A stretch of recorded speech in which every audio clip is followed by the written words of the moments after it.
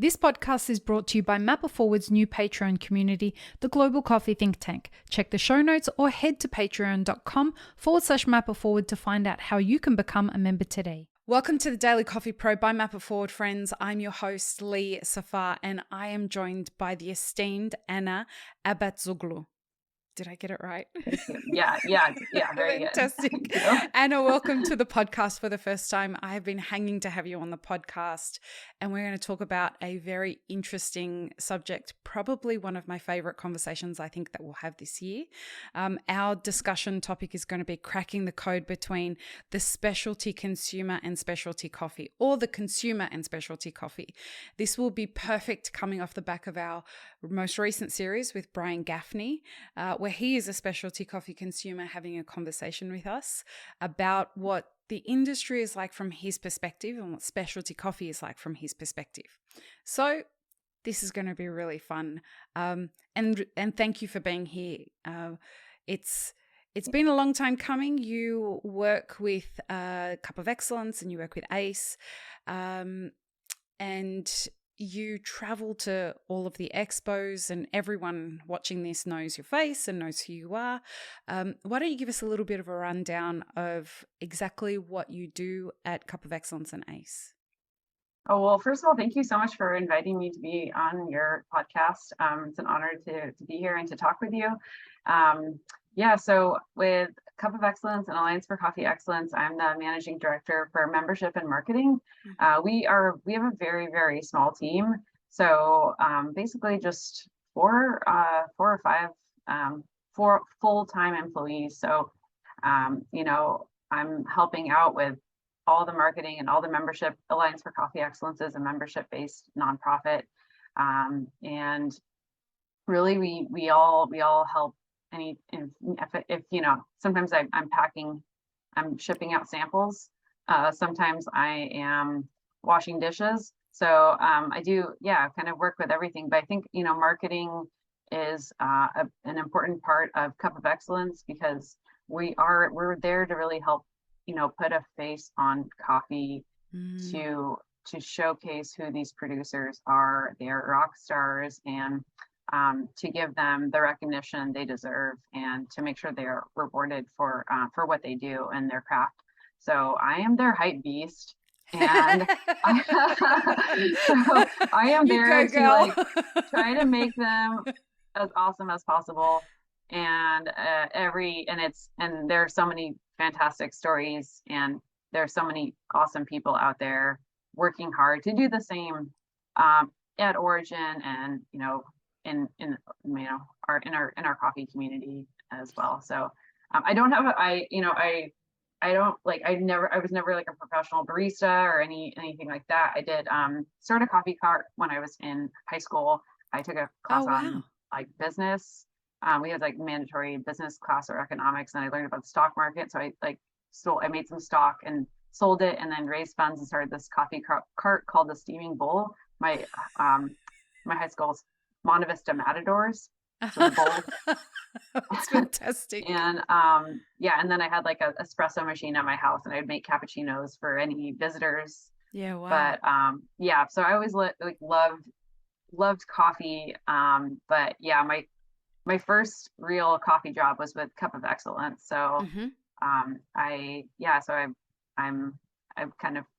it's been awesome working in this, this part of the industry that we're at, where we're connecting with Origin, and also connecting with the consumption world. Yeah, they are also both the same thing. Yep. But we're helping to, it's not completely vertically integrated at this point in time. So we're kind of a connector in that. And the Cup of Excellence competition has really helped producers find their niche and get paid well as they transition the way that they are producing coffee, correct? Yeah, we're really helping to change the economic model for how coffee farmers are paid, and to create market access for farmers. So producers, so even if we can help we can help make a connection to some buyers, and some buyers in China, some buyers in Germany, some buyers in the US, and then that kind of helps create more connections. And so, that's one thing that we look to do. We come across producers, like, I've only sold my coffee, into Canada, and but they like having contacts in 5 more countries totally helps. So Yeah, it can be yeah. life-changing for producers, right? I've certainly spoken to producers who've said the Cup of Excellence completely changed the generations to come in their family, which Wow, well, is, yeah, that's awesome. Like, that kind of stuff gives me goosebumps and yeah. makes me definitely encouraged, and I want to keep doing what I'm doing. And I love those kinds of stories. It makes it all very meaningful for all of us. So today, the thing that we really want to talk about Hmm. is we're going to ask the question, what is specialty coffee? Because I feel that that has it has morphed into a whole bunch of things. Yeah. And we no longer have a definition for it. So, Anna, in your mind, what is specialty coffee? Yeah. So that's a really, really interesting question. And I kind of like, it kind of makes me think a little bit about, there are a few definitions, and I think about craft beer, because there's like the German um, purification of, the German recipe of that is as craft beer. Hmm. Um, or there's also, this like idea of creating something that is a small batch and that is a little bit different, and that is delicious. And I think if you're looking for someone, if someone's looking for something that is that appreciates something delicious, and I think across the value chain, everything is sort of like treated with care, idealistically, that would be, that create like treated with craft along the way Right. to the final product, which will be higher quality, it will taste better, and that gives people enjoyment. And I think that helps to create kind of a definition for specialty coffee. And you could say it's like it's a movement, and it is that too. Like, it's a revolution, because especially now with things that are happening in the barista community, joining labor unions and coffee farmers, like just not coming to work, and because they're not getting paid enough. And like, so there's like a revolution happening as well. Like, it's like specialty coffee is changing, it's changing the world, and changing how we consume. um and it's ongoing. So many ways to define it. Yeah. It's maybe not exact. Yeah, it's like, and you can always define it as like the technical term, like it's anything's, with this like a score, Score. everything's between 80 and 100 points. And but it's more than that, for sure. Would it be fair to say that specialty is something that needs to be defined based on who's asking the question? You know what Yeah. I mean by that is, like, if you're a green coffee buyer, Mhm. your perspective on what specialty is probably going to be more technical. Yeah. If you're asking the question as a barista, Mhm. your definition of specialty coffee is going to be probably more along the lines of what you're saying in what you just said about it's the experience, it's the community, it's a movement. From the perspective of a roaster, they're kind of like in between both of those experiences. And Mhm. I I wonder how the producer defines specialty coffee. How does the producer, do you think, define specialty coffee? I've never thought about that. I I think that I think it's something like they're with the plants. They're processing the coffee, and it's that feeling of they're putting craft into it. They're applying their art form, they're applying care, and sometimes they're like, hey, let's, like, what if we do this? They have those thoughts. Like, sometimes they jazz it up, and that's specialty, Mm-hmm. to make it specialty coffee in their own unique way. And and it's also, and that's also like, and they're farming, so it's like a risk too, and it takes a lot of guts and a lot of courage, and so there's a lot more that can go into it too, with to make it specialty, because there's these other, like this big risk factor, Mm. and they have to take a chance, and um but they have to they have to apply their magic to it.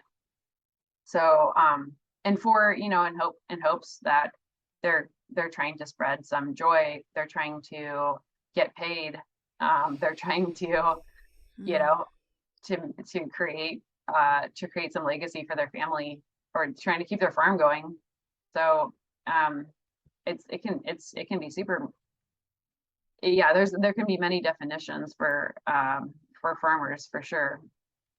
Do you think that we benefit if we get under a unified definition of specialty as an industry? Because I'm not sure that we are under a unified definition of what specialty coffee is, even though we're a part of the specialty coffee industry. Yeah, yeah, that's a good question. Yeah, it's interesting because I used to work in craft beer, and I worked for a very large craft brewery here in Oregon. Hmm. And you could say, like, we were fighting that, because you could say, oh, craft beer only comes from like it's small Right. batch, it's from a small brewery, and we were a large brewery. We were like, no, hey, we're brewing craft beer, we're not Budweiser. Yeah. And so it's like always like pointing, finger, like, oh no, like you're the one that's not, you're the one that's not like making specialty I'm making specialty coffee. So I think, and there's like this it could be like a hierarchy of Yeah. like finger pointing. You're like, I'm more specialty than you. And Yeah. yeah, and I think, yeah, that could like also lead to the conversation of like, what's the next third, what's after third wave. Mm. And but I think, yeah, I think it would, I mean, to have a general, we do have like a technical maybe definition, but it's something that creates, right at this point in time, it's creating a good conversation for all Yeah. of us to figure it out. So Yeah. Excuse me. I've gotten to the point with my consulting clients where, I spoke about this in the last series with Brian Gaffney, but it's gotten to the point where trying to class yourself as specialty coffee as a business can get rather confusing. And you're kind of lumped in with a whole group of people who are using the term, almost bastardizing the term, so that they can set themselves out from, let's say, a second wave shop. And so I'm encouraging my clients to stop using the term specialty coffee and to mm, start using the term experience coffee. mm, I The like term that. experience coffee seems to land exactly where it needs to when you're trying to communicate what it is that you do as a business. I feel that specialty coffee has this kind of air about it that is trying to be experience driven rather Hmm. than be just about a single definition. And when you talk about an experience, it's a lot of sensory experiences that are a part of creating what we do. And Hmm. so for me, I haven't come up with anything better than that yet. And it seems to be something that people hear and then they go, oh, actually, that is exactly what I'm trying to do. I'm trying to provide an experience when people drink it. And I'm trying to provide an experience when people sit in my cafe and Hmm. they look around and see beautiful things. And I want them to sit there and I want them to engage with our team and have a great experience.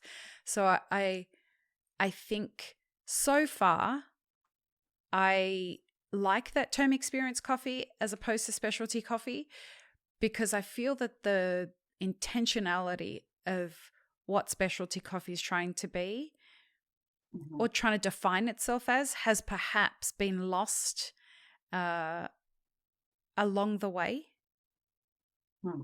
Yeah, maybe.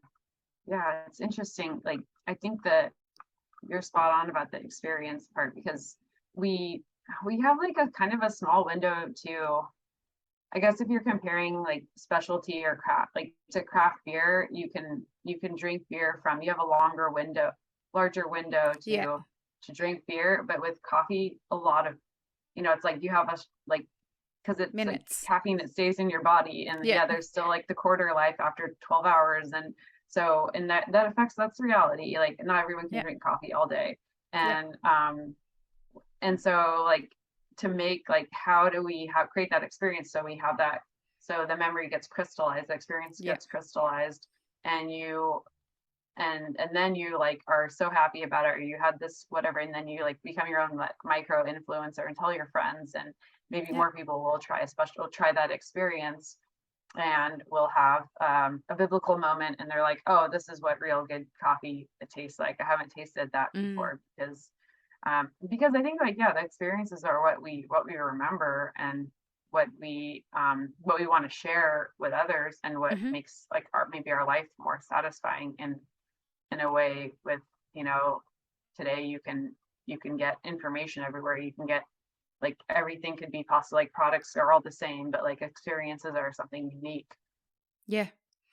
So that's what I'm going with for the moment. And let's see how it works. And let's see if it helps consumers become more aligned with intentional buying practices, which sets us up perfectly for the next episode, where we're going to talk about how the consumer defines specialty coffee.